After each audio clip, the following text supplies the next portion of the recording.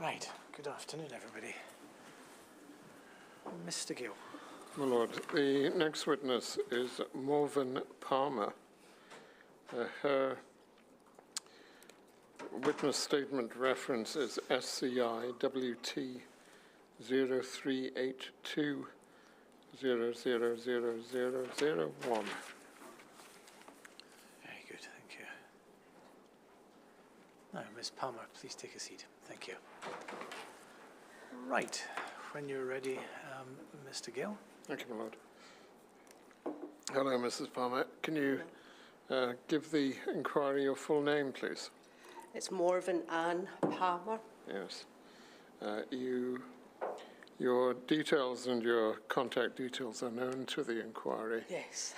And you provided the inquiry with a statement. I've given the reference to that statement. It will come up on the screen in front of you as we need to go through it. But can you just confirm that the statement that you provided the inquiry with is the evidence you wish the inquiry to consider, and that it's as accurate as you can make it? Yes, I do. And you accept that it can be published? Yes. Right. You're married, and we're here to talk, and for you to talk about the experience of the pandemic as experienced by your daughter. Now, there is a general restriction order in effect, and so please, if you can, not mention the name of your daughter or indeed any other family, the names of other family members. And also, I'd be grateful if you wouldn't mention the name of the care institution that your daughter is resident in. But what we can, I think, do is note that your daughter is 23. That's right. And she has complex medical needs. Is that right? That's right. Yeah.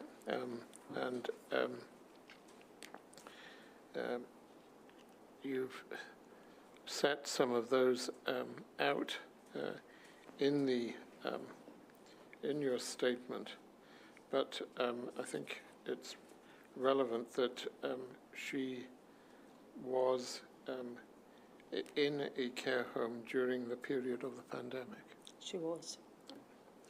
A moment. We can see from paragraph 11 of your statement is that your daughter's condition is such that she can do nothing for herself, and that she is completely reliant on the care team that is around her. Mm-hmm. She is, I think, non-verbal. That's right. And has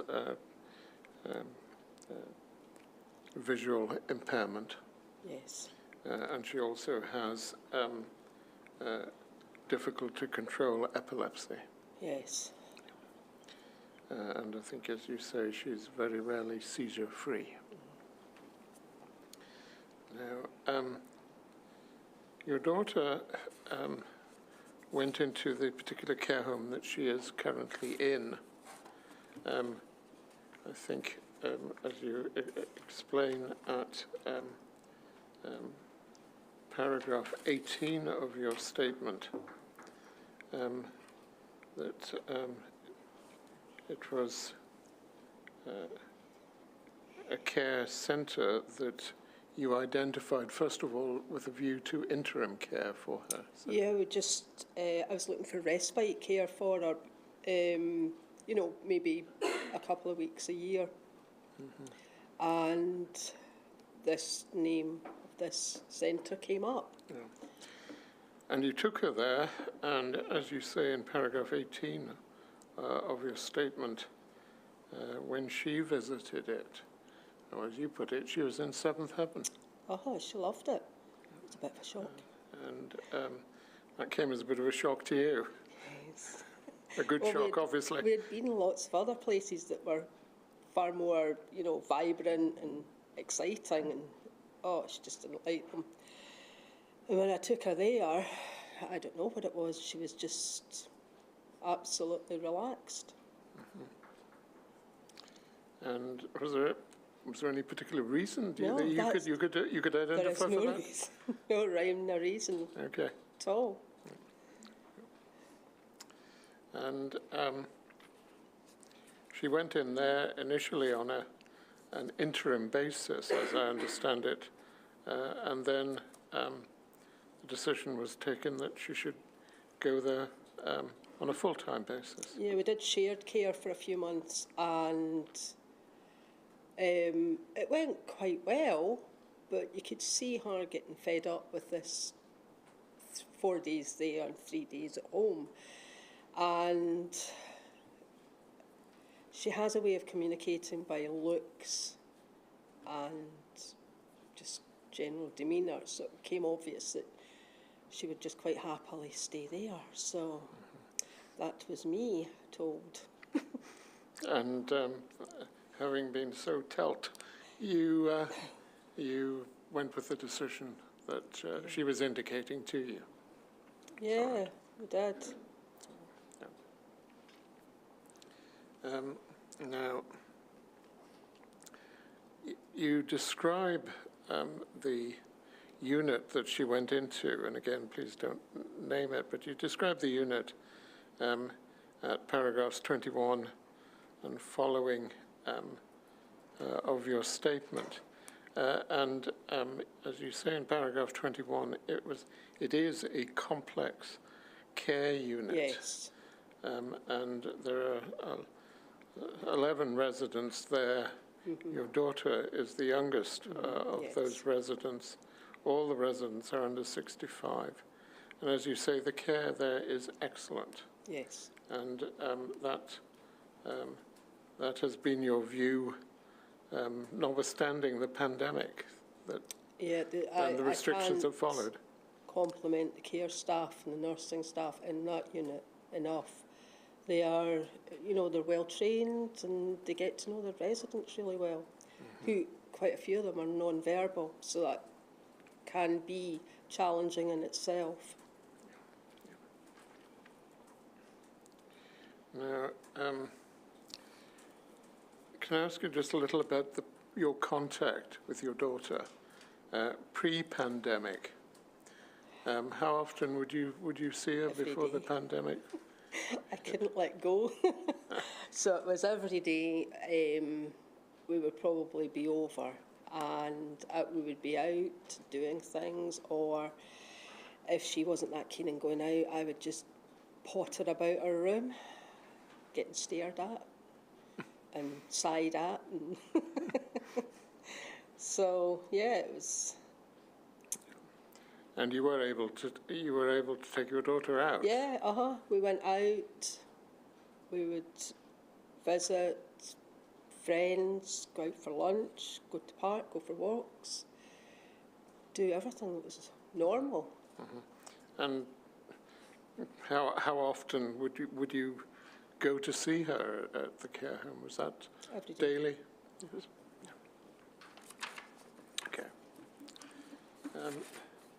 Now, you've indicated how your daughter perhaps communicates with you, and I'm assuming that because of your experience with her, you are able to understand her communications, and presumably also you can communicate to her certain things. Yes. Would I be correct in that? Yes, if you speak slowly to her and repeat, she will understand things. She's very good at ignoring as well, but she can understand things if it's given time and maybe shown as well. Like you could use props or use a soft toy to communicate with her. And again, you repeat at paragraph 27 of your statement, the care in this institution for your daughter was fabulous, you put it. And I think you indicate perhaps some insight that there was perhaps a degree of reticence on the part of the care staff in telling you how she was, but that did improve with time, and there was an element of trust that built up. Yes, it was trust built up because I know that she can be quite responsive in a negative way when it comes to certain things. So she would scream and shout and cause chaos generally. And you know what care staff are like, oh, they say everything's fine, she's been great. And you knew it just wasn't true. And eventually they said, yeah, she can be a bit screamy in the shower or whatever. So yeah, we got there eventually. Yeah. Now, then came lockdown, and you tell us about that in paragraphs 28 and following in your statement. I think you had been out with your daughter on the 16th of March 2020, and when you got back to the care home, you could tell that there was something different. Yes, there was definitely a change. I think we had all been expecting it at some point. Yeah. So, but I think they had been told, look, I think this is imminent, so they were just waiting for possibly all relatives to have left before. And later that evening, I think you got a phone call to tell you I did. that the home was closing, and that was from the senior nurse at the home. Is that right? Yes. So, obviously, you had gone very suddenly from being able to take your daughter out and being out with your daughter to a situation where the home had closed. How did you approach that with your daughter? Or how could you approach that with her? I couldn't say to her. I just remember leaving her that night knowing that I think I said to her, I loved her and that we wouldn't be in for a while and it might be a couple of weeks or a few weeks and that. But that was no good for her. She doesn't understand the concept of weeks or days or hours or whatever.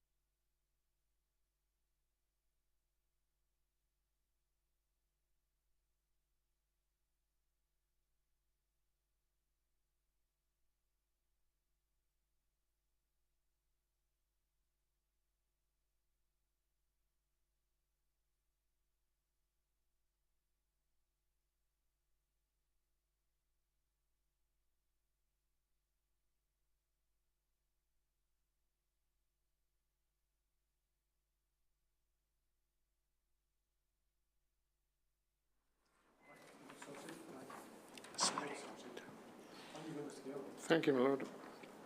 Please don't worry, Mrs. Palmer. Things happen, and we've had it several times. So please don't be worried about it. Yeah, I was asking you about the situation where you had to leave your daughter and she was in the care home, and she would not be able to have, as you put it in paragraph 30, she would have no understanding of why her mother and father were not there, being able to cuddle her and be physically present with her. That must have been very difficult for you. It was. I think we only got as far as A. So my daughter relies very much on touch and facial expressions. So, and being up close to her, being non-verbal and visually impaired, she needs to see you up close. And I knew the nursing staff would give her as much of that as possible, but then they started wearing masks. And of course, that became an issue with communication. we'll come to that in a little. You did think of possibly having your daughter back home with you at the beginning of the. We did.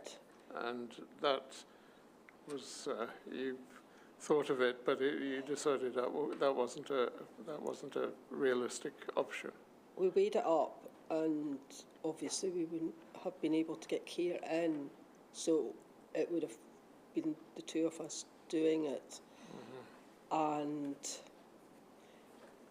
I just don't think it would have worked. She wouldn't have liked it because it would have just been the three of us. I think you're very honest about that. You say that just the three of you, and she would have been climbing the walls. She would have. Yeah. At least at the care centre, she had 4 sets of shifts coming in and out. So there was still a bit of a buzz about the place, people moving about. So that's why we decided not to take her out. Paragraph 33 of your statement, which will come up in front of you, you say that your daughter was happy, but she seemed to be a bit more sleepy than normal. She wasn't assimilating the same way because of the lockdown. Can I just pause there? I think in the previous paragraph, you've acknowledged again the care that was being given by the care home staff. Is that right? Yeah. But you say that she seemed a bit more sleepy than normal.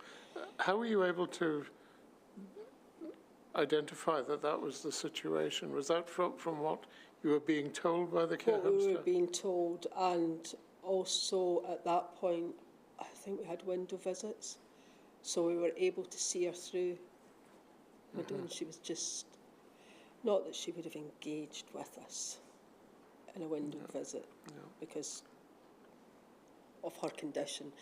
But she was very much just either in her chair, just sleepy, or in her bed, sleepy.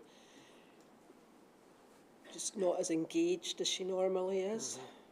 And I think you say that it was apparent that she wasn't getting the same stimulation, although the staff were doing their best and trying to keep things as lively as possible.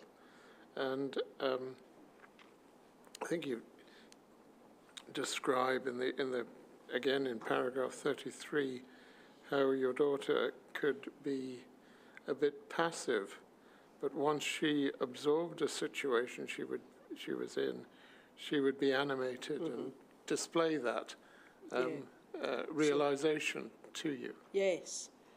So she wasn't getting anything stimulating, so there was nothing to be animated about. And obviously, as you say, the last sentence of paragraph 33, she doesn't understand why you were not able to be with her, or why she couldn't get out? No, she would not have been able to understand that at all. Yeah. Why we weren't in, why she wasn't getting out. And there was no way for us to communicate to her what was going on. Also, some of the access to other services, such as physiotherapy, had stopped for her. Also, I think you mentioned about you having to organise a hospital appointment. But that was, I think, sometime later in the pandemic, and as you put it, you had to go through lots of hoops to being able to do that. And it was a bit of a farce, quite truthful. Absolutely terrible. I had to take a member of staff with me in the car, with my daughter in the back, us wearing masks, windows down, and then that member of staff can come in to the hospital with me to the appointment. It was ludicrous.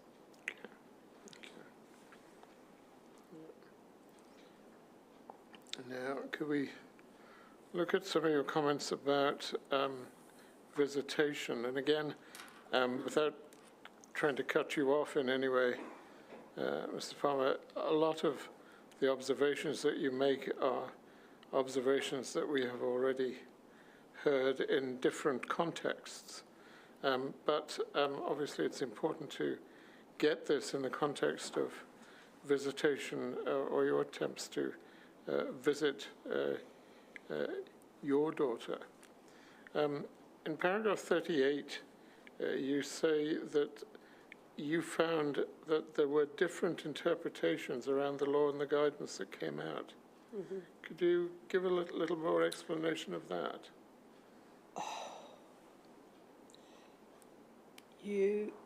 Well, in different interpretations was, offhand I can't remember exactly, but I just remember thinking that there were some people in some areas could have visitation in, I think it was garden visits to begin with, but we weren't. And then you could have window visits, but you couldn't. And nobody was being, there was nothing straightforward. It was, I think I said in my statement somewhere, it was like looking through fog. Yes. You couldn't see what applied to you or what applied to care homes, if anything. You do make the point in 38 that the care centre in which your daughter was a resident was run by an English-based company who didn't seem to realise the difference guidance applied in Scotland. Was that an issue? It was when you would go to the care home and say, this has come out, surely we can have visits of some sort, etc. And they would defer to their head office and then come back and say, no, a head office has said no to that. And they would make an excuse because they're an English care provider. And you never really got to the bottom of actually who was making the decisions, who was saying what they were, where they were getting their information from. Just constantly going round in circles. I think you put it this way in paragraph 38, that you were told it doesn't matter because it's COVID. Yeah. What did you take from that? That sounds like a rather general explanation. What was it that you understood from it? I didn't understand a thing from it, to be quite truthful. Okay. You just go, okay, it's COVID, yes, that's what we're living in at the moment, but it seemed to apply to everything. It just made no sense at all.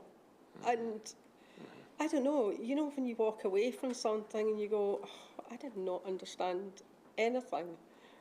Well, that was me most of the time. You're not alone in that. So that experience, I can assure you, Mrs. Palmer. You do also say that in the last sentence, it seemed that nobody knew and nobody was willing to look at the rules in the context of this care centre? No, nobody did. Do I take it from that you're meaning that that people were not looking at the nature of the disabilities of the people within the care centre, and in particular your daughter? Because when you have non-verbal people that can't communicate, better word, normally, you know, it is very difficult. And I can understand how nobody in a position of power was taking this up, starting with the care home, taking it up to public health, taking to the government or whoever, saying, look, surely there is a way we can facilitate contact with families, you know, because this is the situation we're in with these residents. And I don't think anybody was doing that. I don't think anybody was looking out for people in residential care. Right, we move on to window visits and garden visits, and again, this is something we've heard quite a bit about so far in the inquiry. So much of what you say is known to us. You know, the problems about the weather and the absence of any physical contact. So these are familiar refrains that we are hearing in the inquiry. There was, you make the point in paragraph 41 that there was a restriction on one named person, and that one named person was you, I think. Mm-hmm.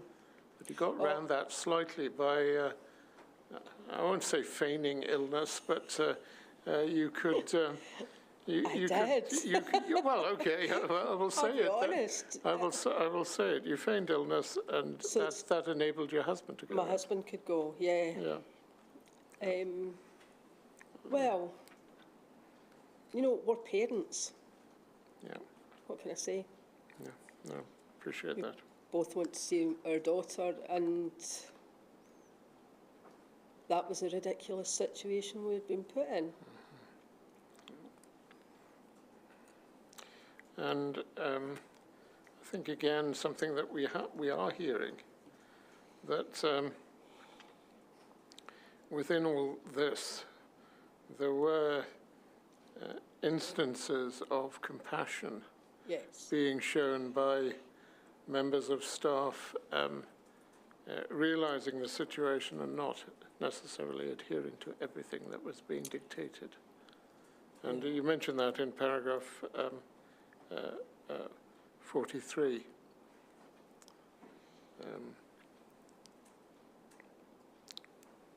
Were you able to touch your daughter in that situation? I could have, Yes. but I didn't. You didn't. Okay. Yeah. You say the communication between the care home and you was good, and that your daughter had one key worker, and she emailed you regularly and phoned you. Yeah. So she would tell me if my daughter needed toiletries or anything, giving me a general update. And she would email me as well. She would also facilitate started off with FaceTime and an iPad. So she would facilitate that as well. So did other staff, you know, if the key worker was off. They were very good. Now, you mentioned this thing called Facebook Portal. Yeah, that was a bit now, could you just explain how this worked? Well, we started off with the iPad with FaceTime. That didn't work with my daughter. So we decided to try something else, which is Facebook Portal, which we have a set on top of our television, and she has one in her television, and it's like looking at both of us on screen. So we could be sitting on our sofa at home, and she could be in her chair, and we could talk to her. So sometimes it worked and sometimes it didn't. It depended just how interested she was, or if the staff could get her engaged with us. So it was better than what we had, which was... You say in paragraph 45 that perhaps the important aspect of this was that your daughter could hear your voices. Yes. And then you say that was something. Yes, a small thing, yes. Yeah.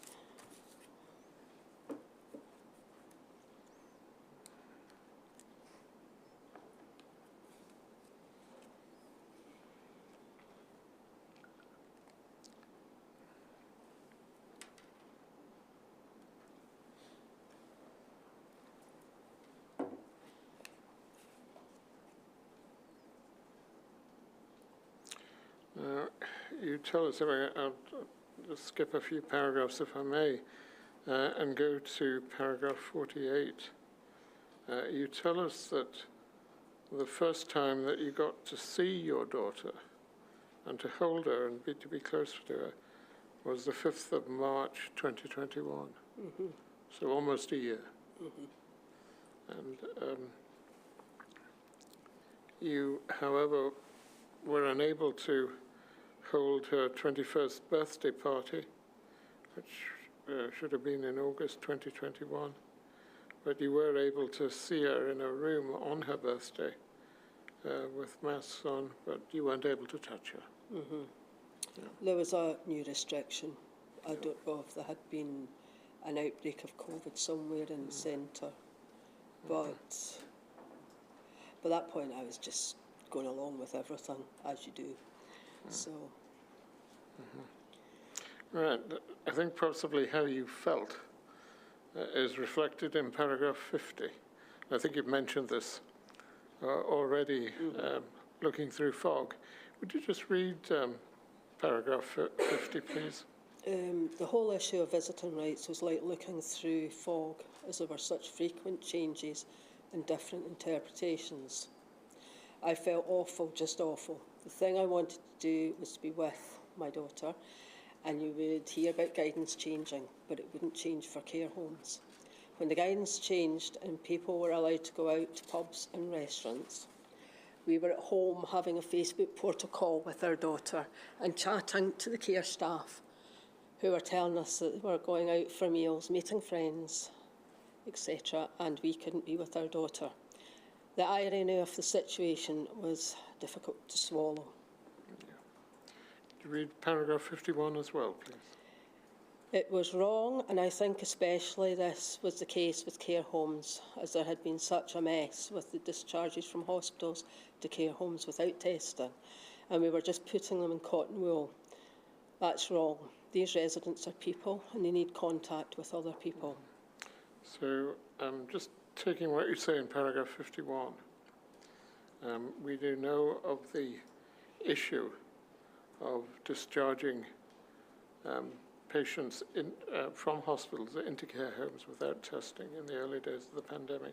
We're aware of that. You see that as being causally linked to the restrictions on your access to your daughter in her care home? I do. I definitely do. I think they made a terrible mistake. It was a knee-jerk reaction, what they did to care homes, and you know, residents have paid the price twice.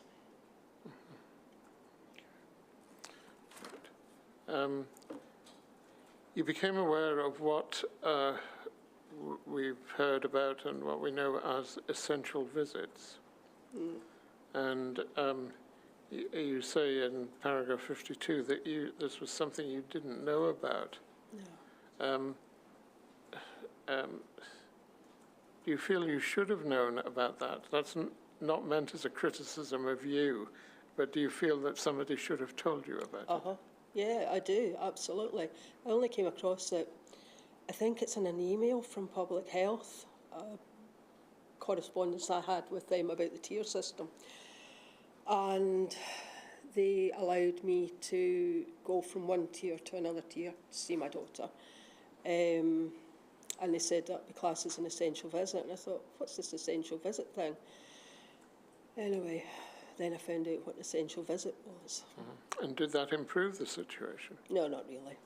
Why not? I only got the essential visit for during that tier time. And then rules changed again. Just constantly change. Okay. Trying to fit into all the changes.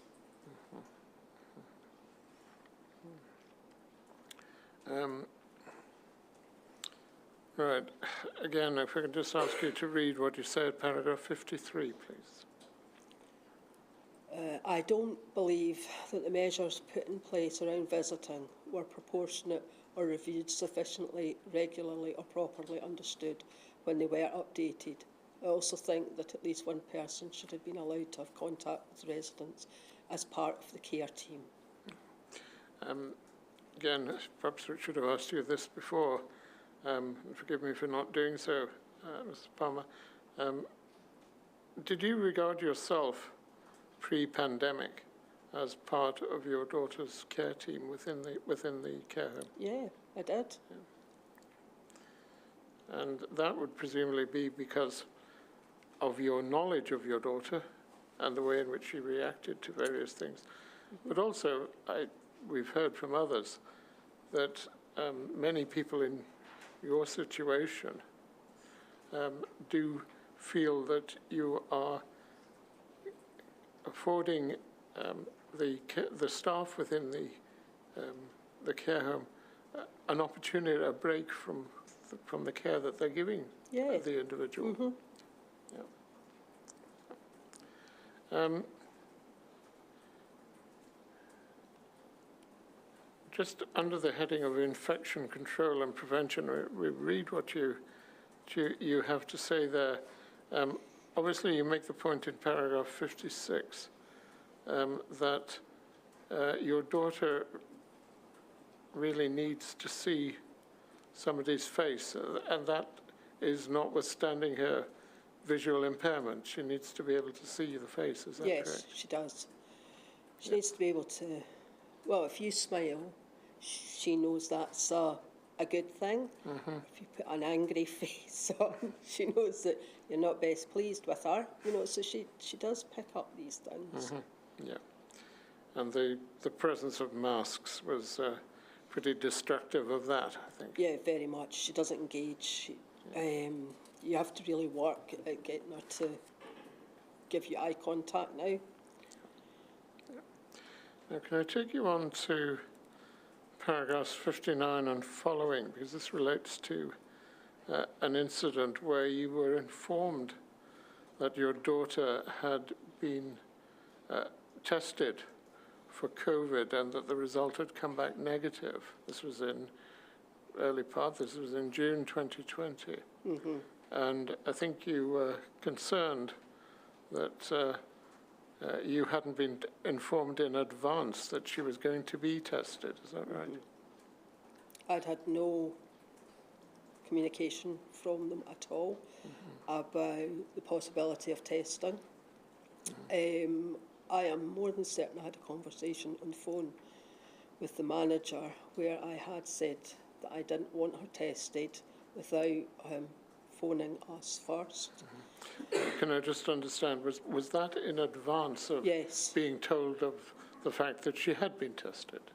Yes. Yes. So that was way before, but it was a phone conversation. Yes. Um, And you found out that your daughter's reaction to being tested, well, tell us about your daughter's reaction to being tested. Well, she was hysterical, and we knew that she would be hysterical because, well, how do you explain to somebody who's non-verbal, visually impaired, etc., that we're going to put a swab down your throat and up both nostrils? So I knew that there would be a way of doing it if we had time and distraction. You know, I could have talked them through it. And anyway, she was distraught, and hysterical. And I think the nurse that phoned me was phoning me to tell me it was negative because she wanted me to know what happened. I don't think they had intended to phone me. But that's my opinion. That's your But I surmise think of she it. was really upset about what had happened. Yeah. And she wanted to alert me. And at paragraph 62, you say, well, taking paragraph 61 and 62 together, you say that this was obviously not just a distressing experience for your daughter, but you say it was also distressing for the staff, and that they were very anxious about it. Yeah, I asked them, I said, how was it? And she said it was awful. And I said, are you okay?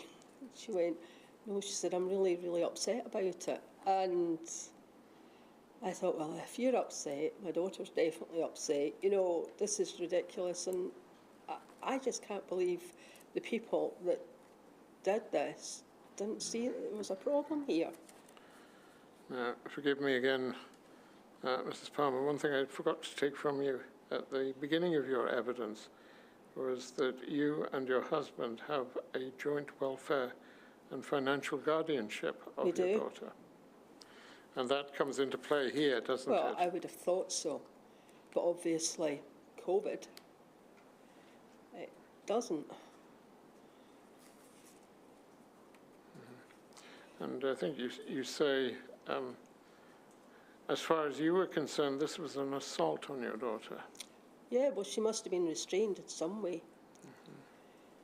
And as you say, you would have thought that consent was required, and obviously you would have been the person who could have given that consent if you were so minded. And I wasn't so minded. No. And I take it the care home knew of the existence of your guardianship? Yes, it's in my daughter's care plan. Yeah. Okay. What was the position regarding any further tests for COVID on your daughter? I emailed them and told them that there would be no further tests unless it was absolutely necessary, and they had to get our consent for it. And more recently, has your daughter been tested for COVID? And what were the arrangements made for that?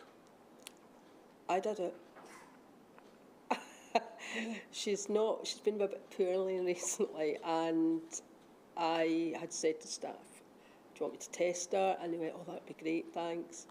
And it was done with a Teletubby.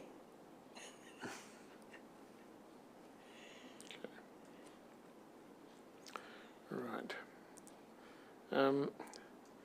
Just looking at your comments on isolation, you say that the whole experience was very, very isolating for your daughter. It was difficult for her to understand the situation. And you say that you felt that she had receded within herself because she couldn't understand why the world had shrunk. And the two most consistent people in her life, her mum and dad, were not seeing her. Mm-hmm. How did she manifest that to you? She's just withdrawn a wee bit. You have to be with her for quite a while for her to, what you would call, come out her shell, interact with you. Just takes more time to get her to respond to either being out or being with you or doing things. And I think you indicate in paragraph 70 that your husband and your daughter's father felt a little bit left out, and I think you say that your daughter is a daddy's girl. Very much so. And Yeah, looking at the impact on your daughter, well, perhaps you just read that to us so we have it in your words. So paragraph 71. Okay, the impact of all this on my daughter has been in how she was not able to keep up her progress and development. We have had to start again in many ways, and we now find that if we take her out, a simple car journey, lunch, walk, can be overstimulating for her, and she will have seizures. Sometimes this happens when we are with her, but it can also happen when she's returned to the care centre. It's like taking a step back. Would you carry on, please? It has had a knock-on effect with our daughter, and also because we are now having to do work to get her back to where she was pre-COVID. And that means we can't do things that we might have wanted to do, like go away for a weekend. We will carry on and hope we can achieve it, but this might be the way it is for now and for a long time, if not forever. I don't really want to upset you, Mrs. Palmer, but I have discussed this with you, and you're in agreement that I can ask you about this. Your daughter's life expectancy is limited. Yes. And in that context, can you just indicate how you feel about what one might call the lost days? Those are precious moments that have been taken away from us. We're very blessed that our daughter has lived this long. The condition doesn't normally allow for that, and every day is precious for us. Yeah. And could you finish off on this part of your evidence by reading paragraph 73, please? COVID changed our lives completely, and we need to recover, and that is around our daughter, and it takes up a lot of time.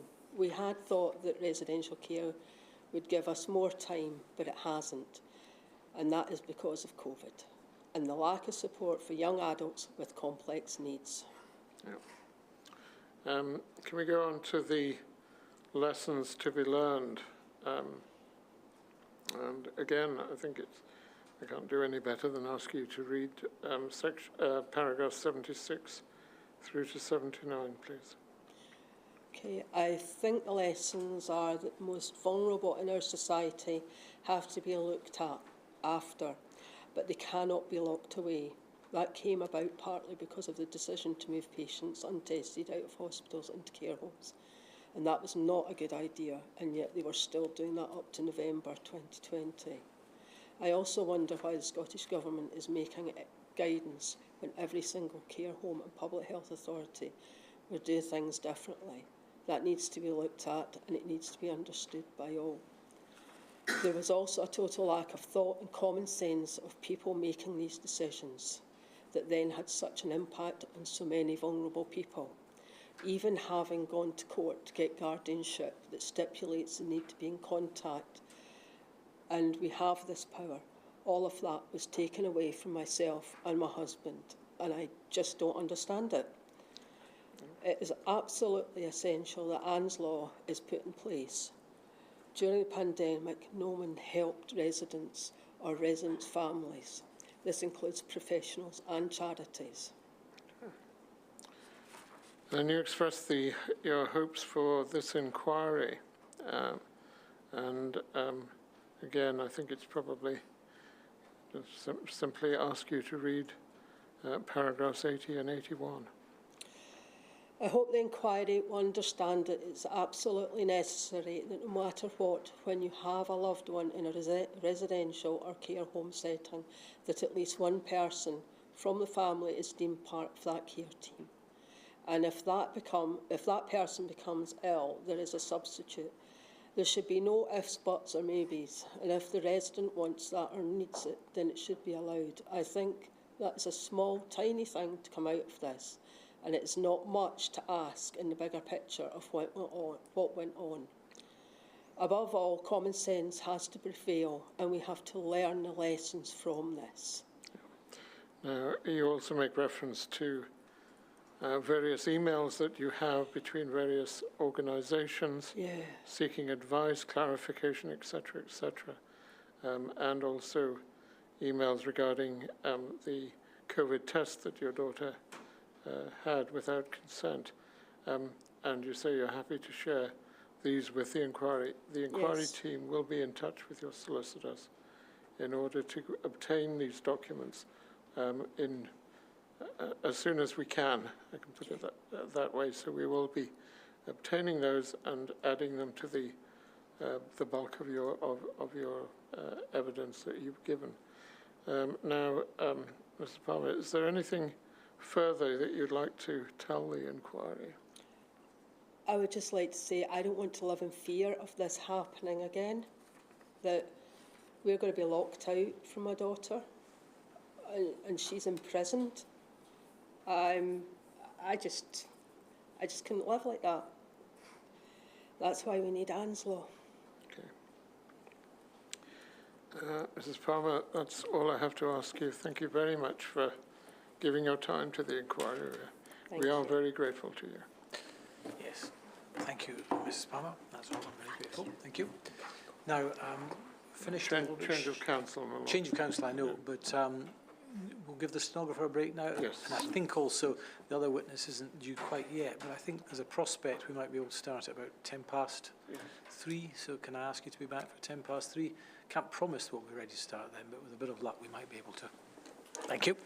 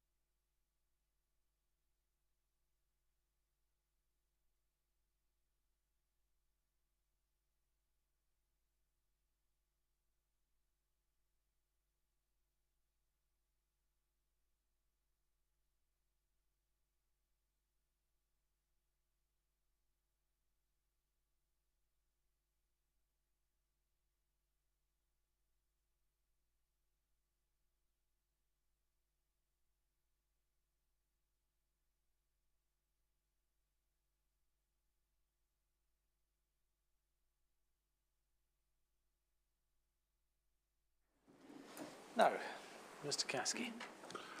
Thank you, my lord. I have one more witness today.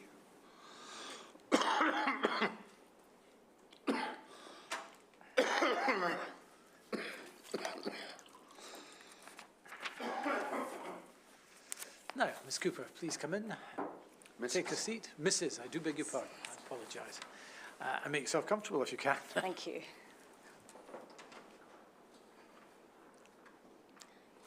Do you have your statement? I do. Good. Would you tell the inquiry your full name, please? My name's Jane Cooper. And the inquiry already has your contact details and personal information to allow us to identify you. We're here this afternoon to talk about your sister. Would you tell us her name? Anne MacDonald. You've provided us with a very full and detailed statement. So far as you recall, is the content of that statement true? Yes, it is. And do you want Lord Brailsford to take account of all of that statement in reaching his conclusions? Yes, please. Okay. Now, unusually, in this case, it's my intention to go directly to the conclusions that you draw at the end of your witness statement, which begin at paragraph 227. If you could just flick that up.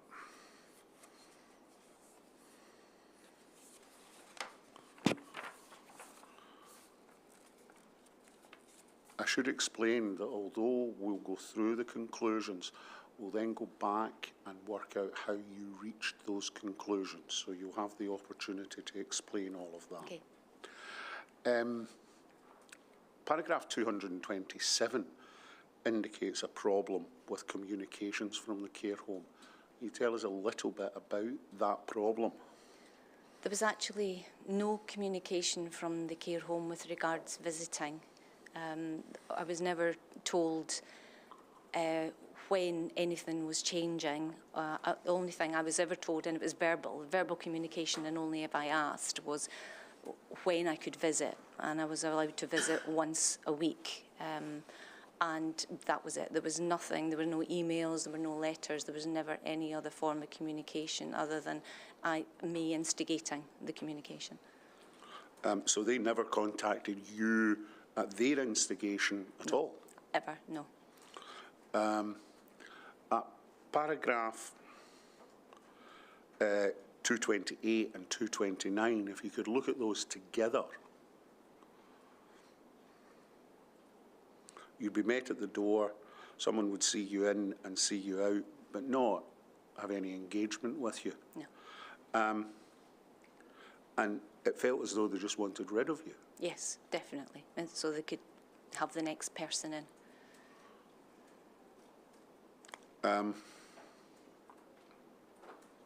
Could you read paragraph 230? There seems to have been no consideration for the impacts caused by losing all family contact and communication, especially on those in a care home. No understanding of what happens when people in care homes lose contact with people that are the most important to them. You just exacerbate their sense of isolation, which affects their health and well-being. And does that express your view as to what happened to your sister? Yes, absolutely. Okay. Paragraph 231, you talk about it affecting not just your sister, but others. Can you say a bit about that? And I'll ask you about individual family members in a moment. Yes. It affects the whole family, as it says, it affects the whole family and not just the person in the care home, because you lose, especially dementia, you're losing the contact with the person, the physical contact, which can mean a lot more than anything, and you don't have the reassurance. And I didn't have the reassurance that I was looking after my sister properly, and when I would leave there feeling that I had abandoned her, and that was just a horrible feeling. At 232 and 233, you talk about the person who's visiting being absolutely fixed and there being no flexibility there. Yes. Was that correct? Yes. Could you read 234? I was happy that it was me, but how did it make my brother feel, or my auntie? If Anne had had the capacity to choose herself, how could she have chosen? It's an impossible choice. How would it have been made? How would it have made Anne feel to choose? Who's your favourite brother or sister, or worse, who's your favourite child? And at 235 and 236, you contrast the position of you and your family with the position of care home staff. What impact did that contrast have on you? It was horrible. On Anne's birthday, I stood at the window on her birthday. We had our hands on the window together, and a member of the care home staff came in a family car. She got out the car and just walked into the care home, and I was standing at the window, you know, on the other side of the window from my sister, just wishing that I had been able to get out the car and walk in to see my sister on her birthday and give her a hug. At 237, you say something about the level of precautions that you would take. Can you tell us what you're passing on in 237? It was that if the care home staff were allowed the same freedoms as I was within, you know, lockdown or whatever, then why would they be more careful about what they were doing when they went into work there than I would be more careful looking after my own loved one and being in to visit her? What would be the difference? Why would they be taking more care than me? You talk at paragraph 238 about an individual who this inquiry has heard from. Yes. As a witness, and about her taking her mum out in her car and sharing a picture on Facebook. What was your reaction to that? Your personal reaction? Yeah. I'll ask you about what you did in a moment. Yes. But your personal reaction? My reaction was I couldn't believe that was happening, that I thought it was wonderful for her that was happening, that she was getting that level of access to her mum. They were in the car. I wasn't even allowed to hold my sister's hand. I was absolutely, I mean, whilst I was so pleased for her, I was devastated for myself. You know, I couldn't understand. I was confused and frustrated that, you know, why was I not allowed to do that? Was there an inconsistency of approach between different care homes, in your knowledge? Yes, definitely. When I realised that was anyway, then there was definitely a difference in the approach. And since finding out that the guidelines that were given were obviously, they were only considered guidelines and were not adhered to. The care homes could do what they like, and nobody was able to stop them if they wanted to do that. At the end of the conclusions at paragraph 239 to 241, you say some things. Could you read those for us? This is what makes me most angry. I get that there were restrictions. I get there were reasons to protect people in care homes. I understand it. But it was if they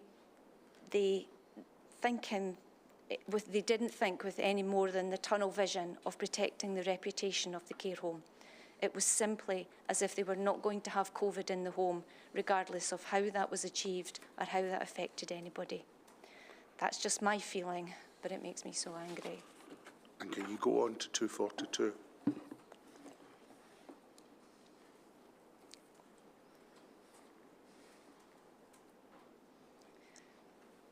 The rules were disproportionate.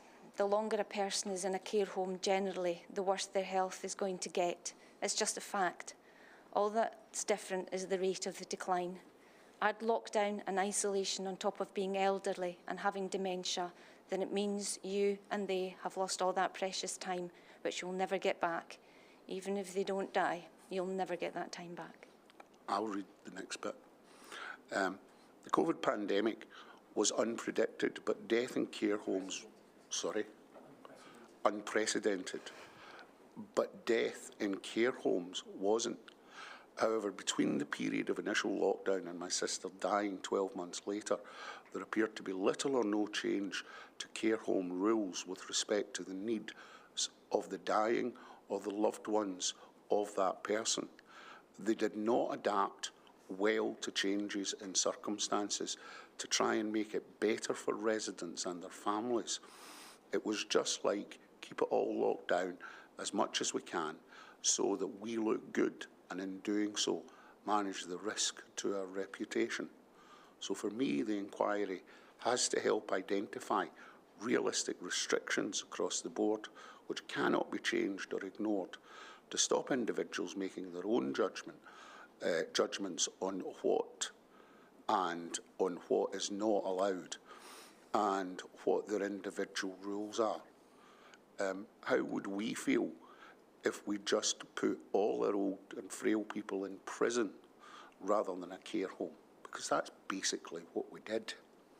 We left them like they were in prison, but without any rights. No access rights whatsoever, no ability to appeal for changes, so I could see the sister I loved. Is that how you feel? Absolutely. You talk about, and this is a phrase which recurs at this inquiry, about it as being as if your sister was in prison. Is that how you feel? Oh, completely. She might have had more rights if she was in prison. I might have had more rights to visit her if she was in a prison. Okay, I said we would start with the conclusions in your evidence. We've done that now. I want to go back in the witness statement and go back to paragraph 4.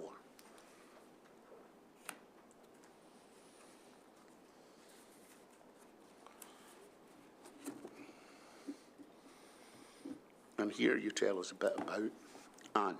And you explain that she was born on the 4th of June 1954 and is the oldest of 4 children, and you're the youngest. Yes. There was another sister and a brother between you, but sadly, as you explain later, your sister died, Yes. but not in any way connected to this. You then explain about Anne having a son, and we're not going to name him today, but she became a single parent. Yes. Did she move out of the family home when that happened, or did she stay there for a period? She stayed there for a short period of time, but when she went back to work, and then she got a house of her own and looked after both her and her son. And when her son was initially born, were you still living in the family home? Yes, yes. And what's the age gap between you and her son? 7 years. 7 years. Yeah. What did that do with your relationship? Oh, he's just like a little brother to me. We grew up in the same house for a while, and yeah, he's just like a brother. Now, tell me, where is he now? He lives in Dubai. And how long? When did he move there? To year 2000. And was he there throughout the relevant period, throughout Yes. the pandemic period? Yes. Okay, I'll ask you some more questions about him. Paragraph 8, and I'll take this part quite short because you explain it so well in the witness statement. You explain that your parents' health deteriorated, and that was because they developed dementia. Yes. And then your sister gave up her job in order to look after her parents. But ultimately, your father died in 2007. You then had the sister who died in 2010, and then 6 weeks later, your mum died. Yes. Could you read paragraph 10? Because Anne lived by herself for many, many years, I always thought Anne would need my help eventually. There were no signs of any dementia or other overt physical or mental health issues. It was simply that she had always been by herself, and I always thought that she probably wouldn't cope as she got older. And did her health deteriorate subsequently? Yes, it did. And ultimately, what was she identified as suffering from? Dementia. Dementia. Roughly what age did that kick in? 60. Now,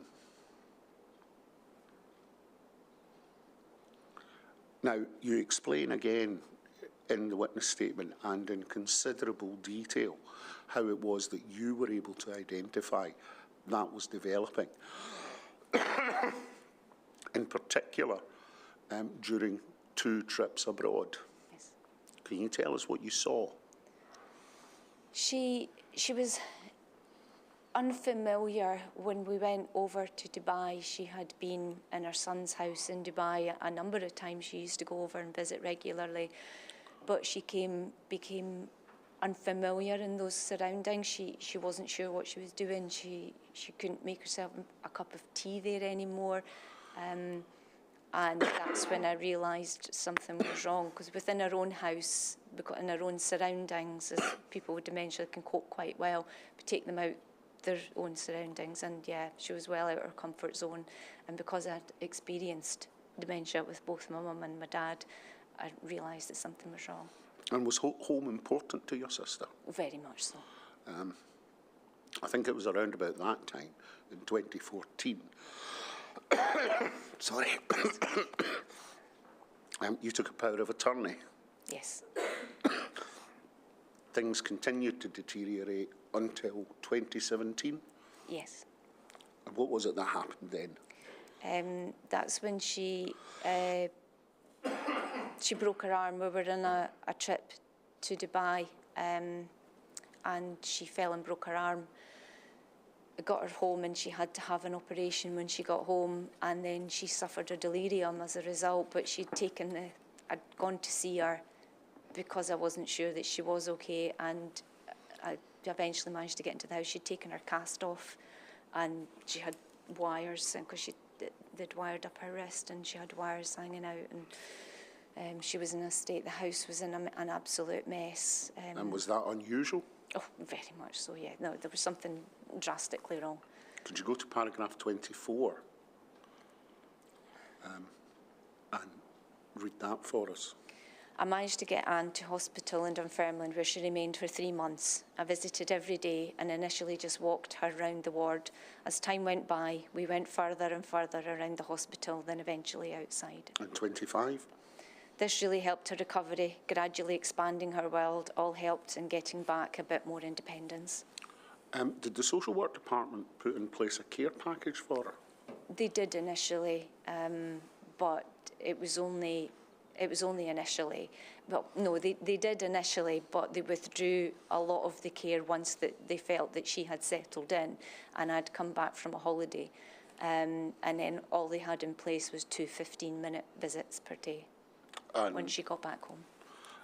And until very close to her moving into a care home, is that all the support that she got? That's all she got. I asked social work repeatedly for help, and all she ever got were 2 15-minute visits per day. What was your role in Anne's life at that time? I tried to put in place, I didn't live in Kirkcaldy, so I wasn't on the doorstep. I put her in various day centres where they would pick her up and drop her off, so I knew she was being looked after during the day. So I think I managed to get her into 3 per week.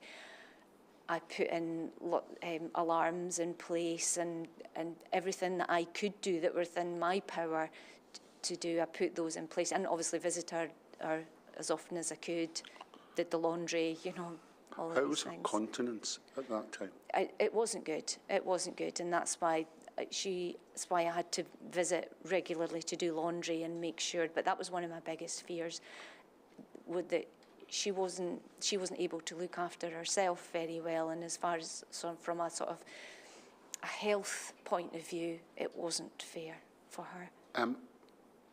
Did she have a shower in the house?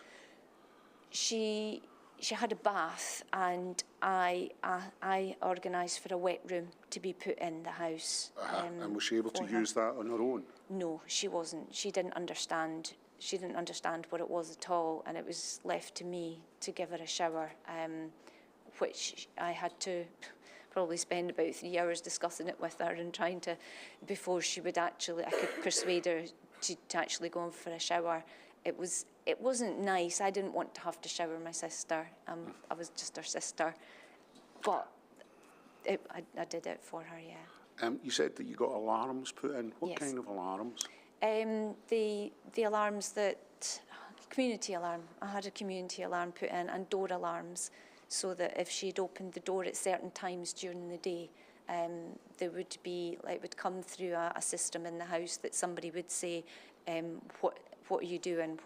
Why are you going out? And they would speak to her through that. So by this stage, had the social work department provided you with a key worker or someone to coordinate whatever services she required? Never. She was never given a social worker of her own. I repeatedly asked, but they said they just don't provide that. So any time I did speak to social work, when I was asking for help, I spoke to somebody different. I spoke to, like, a locum, as it were, every time. I think in your statement you indicate that eventually you required respite from the care that you were providing. Yes. You have respite. Did you go away? I wasn't given any help. I went on holiday and wasn't given any help from social work whatsoever. No. But what happened to your sister whilst you were on holiday? I just tried to, my sister stayed at home, and I just tried to contact everybody that I knew to look in on her. But I couldn't expect anybody to do anything for her. That was just too much. So it was, any time I went away was really, really stressful for myself and my husband. Sorry? For myself and my husband, it was really stressful. You talk about, in your statement, about the social work department contacting you by telephone after a period of respite. Can you tell us about that? I had been on holiday, and it wasn't long after my sister had got out of hospital, so social work had been there to help her get out of hospital, and that's when they put quite a bit of help in when she was first out. And I went away on holiday. They knew I was going on holiday, and the day I got back from holiday, I was actually in the supermarket, as you do when you come back. And I got a phone call from them saying they were withdrawing the extra care that they'd put in now that I was back from holiday. I wasn't even at home yet, but now that I was back from holiday, they were withdrawing the extra care, and just started sort of signposting me as to what I should be doing, and giving me a whole list of telephone numbers. And in the supermarket? In the supermarket. And I actually just burst into tears in the supermarket. I just couldn't cope. I was looking for help, and I was getting nothing. Now, you said that you'd had alarms put in the house, yes, so that if she went out at a particular time or particular times, you would be notified of that. Tell us about occasions when that occurred, if it occurred. What happened one time was I got a phone call from the police at, I think it was 3 o'clock on a Saturday morning. The police called me and said that that was the number they had, and was Anne MacDonald, my sister. And they had found a worried member of the public had phoned the police because my sister had been wandering at 3 o'clock in the morning. And it was in the winter. She was drenched through, literally to her underwear, because the alarm hadn't worked, and she just walked out. Okay. Did you then have contact with the social work department? It was the only time social work ever called me, because the police call them, and they have to do something about it then. And so what did they do? They don't. They just make sure that the alarms are in place. They don't really do anything, social work. For me, they didn't do anything at that point. They just wanted to know that what was the situation, Oh, well, I was there, and that was basically about it. Social work didn't do anything other than make the call to come round, make sure everything was okay, and took no more interest at that point. Did you make decisions at that stage about where Anne should be living? Yes, I realised Tell that. us about that. I realised that I couldn't look after Anne on my own anymore, that I needed to keep her safe, and I couldn't keep her safe under these circumstances. And I was having to make a decision about putting her in a care home. I had to do it. I didn't want to do it. I knew Anne still had enough capacity to tell me she didn't want to go there as well. But for her own health, for her welfare, I didn't want her to wake up in a dirty bed in the morning. And, you know, she needed to be safe, and she needed more than I could give her, and more than 2 15-minute visits from social work. And did you tell me about the selection process for the care home that she eventually moved into? I went to a few care homes myself, walked. I had a look around them, and I looked at the. I didn't realise the difference between residential and nursing, and I had gone round a few of the care homes, and I went round the care homes, had a look, and then I phoned social work, and I said, I've come to the end of it. I can no longer look after my sister. I'm going to have to put her in a care home. And then social work took an interest at that point. Now, was it a care home or a nursing home? It was a residential. I didn't realise that at the time until the social worker told me that she would not be going into a nursing home. It would be a residential care home she'd be going into. Now, when she moved into the care home, were you happy with it? Yes, I was very happy with it. What was good about it? Anne never sat down. She was always up. She was always walked back and forward. She walked to the shops every day. She loved movement and being around. So what was really good, it was a big room. They had their sort of big lounge with their dining area was part of it. And it meant that she could wander around, she could look out, there was big windows, and people could see her, staff would be able to see her as well, which was important to me. She wouldn't be sort of hidden in a small lounge. So, yeah, it was just perfect for her. And when she went into the care home, was there a key worker in the care home for her? There was, yes. And did that make communication with you better, easier? Oh, definitely. It made it easier. That there was one. So when I went in to visit Anne, I could go straight to the key worker and, you know, say, right, what's been happening, and, you know, and you would get all the information then. Or if I had any concerns, I could go straight to the key worker and discuss it with her.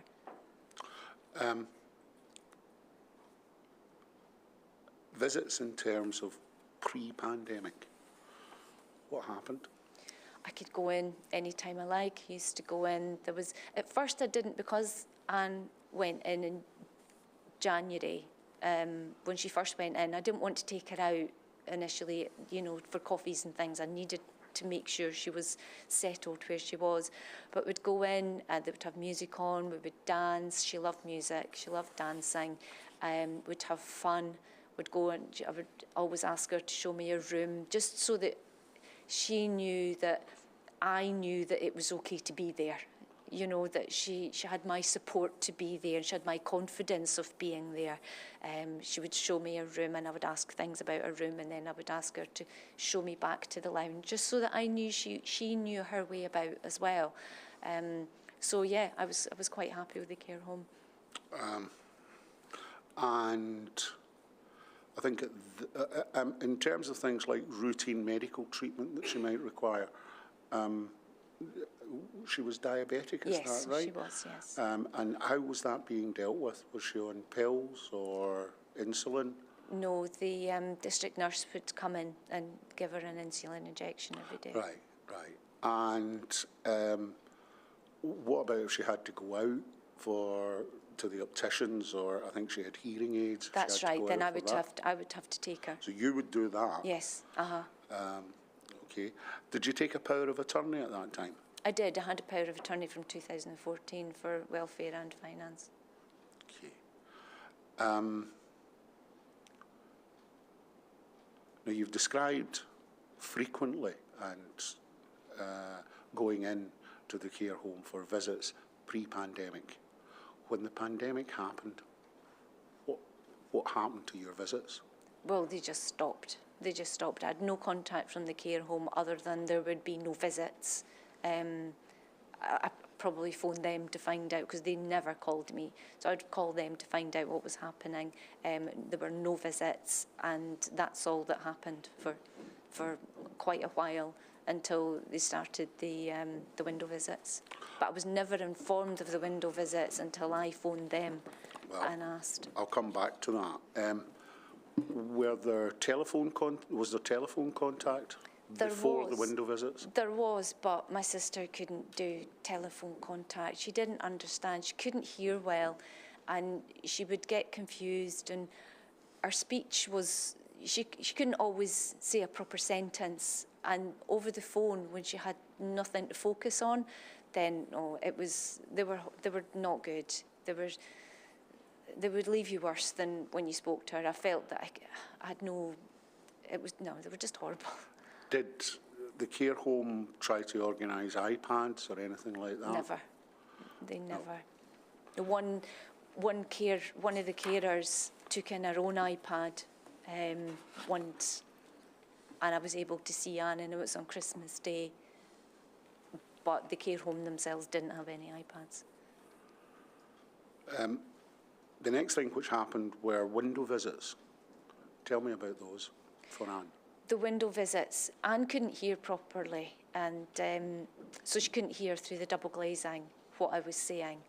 And apart from, the sort of hand gestures of, your hair's nice, how are your nails, then that was about it. I used to ask the staff if they could open the window at the bottom, the window open that way from the bottom. Could you open the window so Anne can hear me? But I was told, no, she'll put her hand out. And I said, well, I won't touch her hand. If she puts it out, I just want her to be able to hear me. But they wouldn't open the window. How many people could visit Anne through a closed window? One. And that one was you? Was me. Could you read paragraph 90? I thought that this was mad. I was outside a closed window. Why was it always just me that was only allowed to go? There were others who wanted to visit Anne, but the home's rules about standing outside a closed window prevented any of them from doing that. And 91? It was so ridiculous, in fact, that when my cousin from Jersey was allowed to come and stay with us so that she could visit Anne for a window visit with me and my aunt too, the home insisted that only 2 people were allowed at the window, and it always had to be the same named people. So my cousin was forced to stay in the car park area shouting and waving at Anne. At 92, you say Anne had no idea they were there because of her dementia. Yeah. She could only focus on who was at the window. Is that correct? Yes. Could you read 93, please? It was utterly ridiculous. We could all be in the car together, but weren't allowed by the care home to stand at a closed window together to see Anne. And 96, could you also read that? The whole thing was just like we were being policed, staff remaining around and about to make sure we remained as we were meant to be.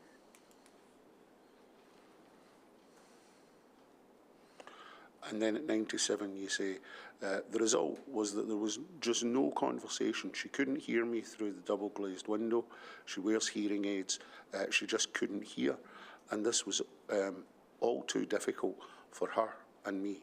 You couldn't speak. I ended up just saying how nice her nails were or asking if she had had her hair done. It was all just horrendous. One time when it was her birthday, we just had our hands on the window, either side of the pane. She just did not understand what was going on. With Anne, the only way of reassuring her properly, engaging with her, was with hugs. Yes. But you weren't allowed to do that. And at 100, but at least I could see her. Yeah. You then describe garden visits, and I'm not going to go through that in the same detail. Yeah. But can you just tell us a bit about garden visits? The garden visits were worse than the window visits. They were out, because you were outside, apart from the noise of the traffic, on one occasion they were actually cutting the grass as we were trying to have a visit. And they always had them with a member of staff sitting beside Anne. So Anne was actually, because of her dementia, because just the way that she couldn't focus, she focused on the person who was sitting beside her. She didn't even properly see me. I was wearing a mask. I was 2 metres away from her with the mask on, and she was actually more interested in the person that was sitting beside her. There was too much going on. And who was the person sitting beside her? A member of staff. Okay, during this period, you say at paragraph 111 that Anne's health was deteriorating. Yes. Is that correct? Yes. And how did that manifest itself at that stage? Her son had his wife had twins, and I took in my iPad to show the twins, to show her photos of the twins, and handed them to the member of staff, who then showed Anne the pictures on the iPad. But she couldn't comprehend that she'd become a grandmother. She didn't understand that. She started carrying around a baby with her, a doll, and called it her baby. And I think she thought from the pictures that I was showing her that it was actually her baby. And I just knew then she really, really didn't understand what was going on. Okay. You then move on to talk about indoor visits. Yes. And can I take you to paragraph 116, where you talk about masks? Yes. Can you tell us about masks for your sister? When we had the indoor visits, which were much better than the other visits, but I was in a room with her and I had to stay 2 metres away from her, but I had to wear a mask. But I wasn't sure that when I walked into that room that she knew it was me. She just knew it was somebody. And I wasn't sure she knew. So I wasn't allowed to, but what I used to do was when I got into the room and I'd say hello, and I would actually just take my mask off and say, "It's me," and then put it back on again so she could see my face, so that she would know that it was me that was in the room with her. And were you permitted to do that and No, to discuss that? no, and no. would you have discussed that with the care home? No, they would have told me no. They would have told me no. Okay. Paragraph 121, you describe the end of a visit and how difficult you found that.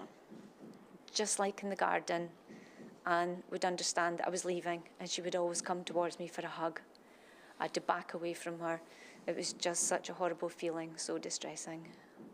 And at 125, you talk about Christmas Day. And it would appear that the care home hadn't been able to organise visits for each resident. Yes, yeah. Because? They didn't. They only didn't have enough space in the day, not enough time in the day, if we all wanted to visit.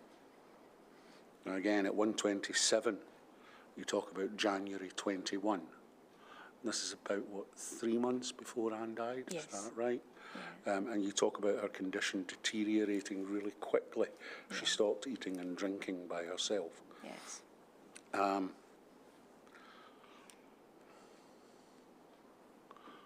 Why do you think that happened?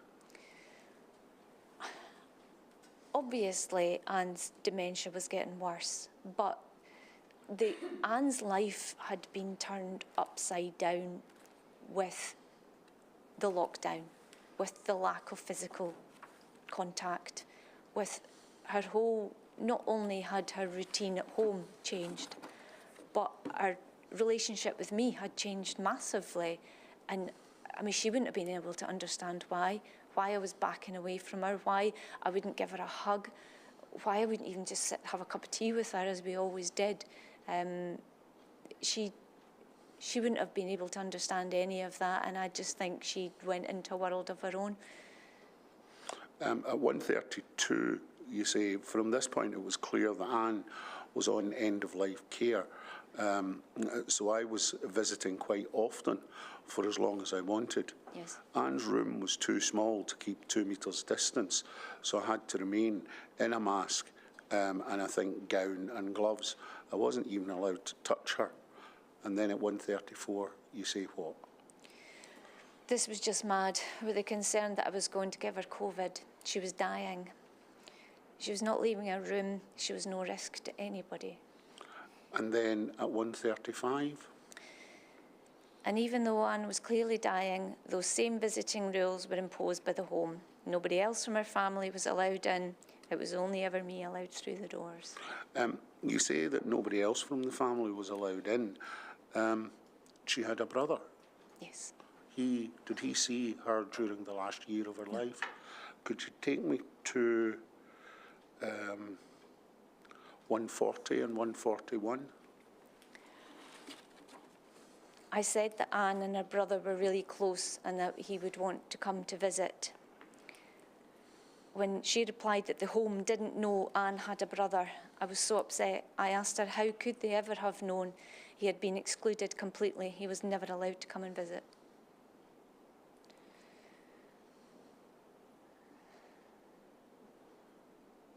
$143. I then asked if instead of my husband coming with me, if I could bring my brother and aunt instead.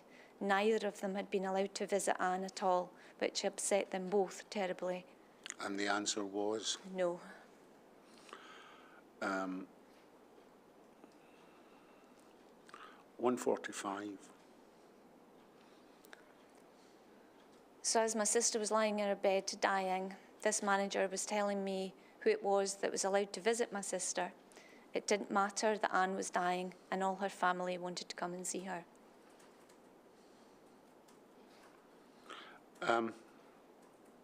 At paragraph 150, you refer to someone else. Yes. Tell us about that. Tell us about your contact with that person on this occasion. It just so happened that there was a Facebook picture come up, and it was somebody in the car with their mum who was in a care home in Fife as well. And as I said earlier, I was absolutely delighted for her, but couldn't understand how these two things could be happening in parallel, two completely different things, different forms of contact. And so we privately messaged, and I just explained the situation. She asked how Anne was, and I explained the situation, and she put things into motion for me. Did she contact a senior official at the local authority? She did. And what was the consequence of that as far as the care home were concerned? The care home backtracked on everything that they had said about the visiting. They backtracked on the fact that it was only going to be 2 people who they decided the people were going to be, that they decided that those 2 people were only be able to visit once. They backtracked on that. They backtracked on the gown, the gloves, the mask, the touching. They backtracked on everything. And they backtracked at a time when your sister was on end-of-life care. Yes. And we know from the guidance those things should not have been imposed at a time of end-of-life care. Yes. Are you aware of that now? I am now, yes. How did you become aware of that? I became aware through the emails that had gone back between the people that had put it in place for me, and when I read those emails, that's when I realised that shouldn't have been put in place. The care home never contacted me about it. And even after, and did that result in changes? For you in terms of visiting your mum? Yes, for me, yes, it did. It resulted in the change straight away for the very next day. So when I contacted the person through Facebook on the Tuesday night, by the Wednesday morning, everything had changed. And in what way had it changed? How was it now? I was allowed I was allowed, as usual, to go in, but I only wore my gloves, mask and apron as I was walking through the care home, which was understandable. When I got to my sister's room, I then was able to take off the PPE and speak to my sister, hold my sister's hand. My brother was allowed in, my aunt was allowed in, and my husband was allowed in.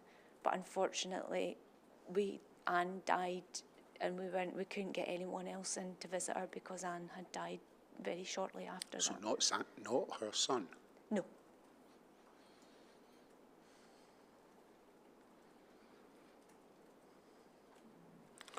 One, 6, 3 and 4. Could you read those, please? Overall, the home denied not only me, but others that loved Anne, time to spend with her, so she could hear their voices, even for just half an hour once a week. They denied it because they wanted to. I accept there were lockdown rules, but the care home went over and above the rules. And then impact on you, could we go to 169? What does it say there? I just felt that I could not be there for Anne. Yet when my mum was in hospital with her dementia and dying, regardless that there was no COVID then, I was in hospital all the time. I was there for days because it's family and that's what you do. Paragraph 170 and 171, you speak about the care home. Could you just read the final sentence of 171? And they never supported me in any way whilst I was there.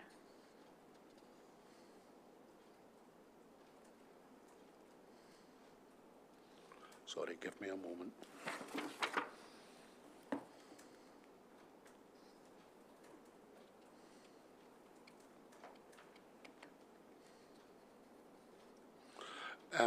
At 183, you talk about being aware that Anne was about to die and speaking with the care home and asking the care home to contact you if the moment was imminent. What happened? I got a phone call from the care home about 2 o'clock in the morning to say that Anne's breathing, she just wanted to let me know that Anne's breathing had changed. So I called my brother and we both went to the care home straight away. When I got there, I said to the member of staff, I said, thank you so much for calling me. And it was really important because I need to be here. And she said, oh, that was fine. She said, it was just that Anne's breathing changed and I thought you might want to know. And I said, no, I asked specifically to be called if Anne's condition had changed in any way. And I needed to be there for Anne. And she said, well, I didn't know that. I just gave you a call because I thought that I should maybe do that. She said, I didn't realise that you specifically had asked for it. 196, you describe the funeral arrangements, and you found those difficult. Oh, very. And what specific things caused you problems? Having to invite people to the funeral and tell people they couldn't come to the funeral. Is that because the numbers were because restricted? of numbers, yeah, because of numbers. That was really bad. But one of the things that I'd done for my mum and my dad and my sister when they had died was to hold a cord for them to lower the coffin, and I wasn't allowed to do that because of COVID. I couldn't hold a cord for my sister. When was it your sister died? Just remind us. March 21.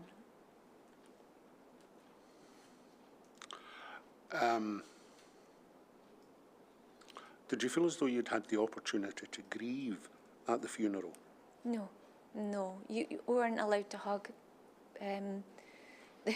Even the funeral director were acting a bit like COVID police at the time, and we were under strict instructions that we weren't allowed to hug. And people were coming up to me, and again, it was like my sister all over. You're backing off from people who just want to comfort, who are grieving themselves and just want to comfort you and want to be comforted themselves.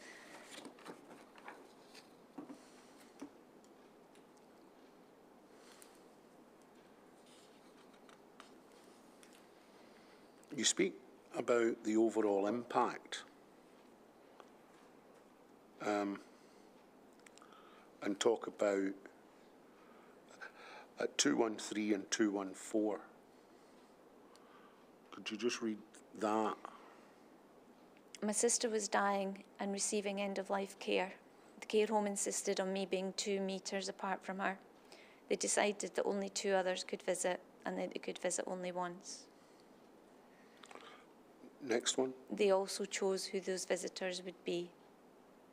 Next one. There is nothing in the guidelines showing this.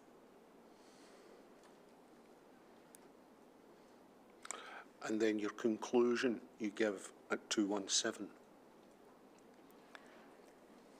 It would appear that these rules were made up by the staff at the time with no reference to guidelines or the needs of the families. And 218. It felt like neither my sister nor I had any rights. We were at the mercy of whatever the care home decided. And then you say something more generally at 220. Again, and 21. Could you read those? It was like I was made to walk away from her, as though she had been taken away and put in prison and I couldn't get to her. It makes me angry that because of decisions made by either at head office or in the home, which far exceeded what the lockdown rules were, I was prevented from being with my sister more. Did that have an impact on her wider family? You talk about that at paragraph 222. Yeah, I mean, yeah, my brother only was allowed to see my sister and, like me, touch her in the last few hours of her life. And my brother especially, I mean, I only got to touch her probably 6 or 7 hours in the last days of her life. And my brother in the last hour of her life, and that was within the last year. You say something at 224. Again, can I ask you to read that? Anne went into the home on the 13th of January 2020, and by the end of March that same year, it was like I'd abandoned her. When she tried to give me a hug, I walked away from her. Have you said everything you wanted to say?